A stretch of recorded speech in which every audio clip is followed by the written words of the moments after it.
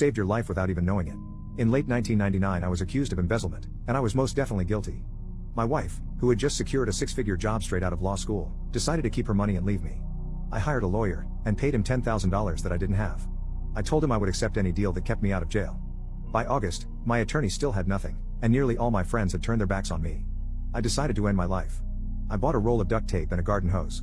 Taping one end of the hose to my exhaust pipe, and the other through the slit I'd need to hold the hose in the driver's side window, I pulled out the car key, climbed in, and went to turn the motor.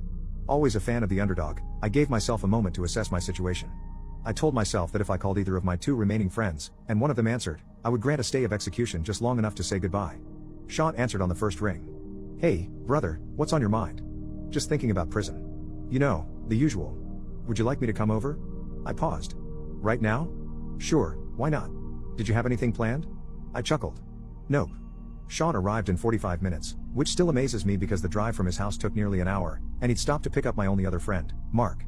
They brought a six-pack of Guinness and we talked until 2 a.m. We stood together on the porch and made a sort of brothers forever pact, and they drove home. Only then did I remember what I'd been up to. I quietly unwrapped the tape, rolled up the hose, and went to bed with a renewed interest in seeing another day. Mark passed away due to liver disease 10 years later. Sean and I stood side by side, holding Mark's hand as he drew his last breath, then dressed him for the viewing and went outside to oversee the handing off of his body to the funeral home. In that moment, I asked Sean, "Remember that day 10 years ago when you and Mark came over, and when I first called, you asked if I had anything planned?" "I sure do, my brother." "Well, I actually did have something I was hoping to do that day, that I never managed to take care of, and I'd like to thank you for that." And I described the duct tape, and the garden hose, and the fact that I'd filled my tank and locked the garage door to make sure no one would interrupt me. His silent embrace will keep me smiling for the rest of my long, long life.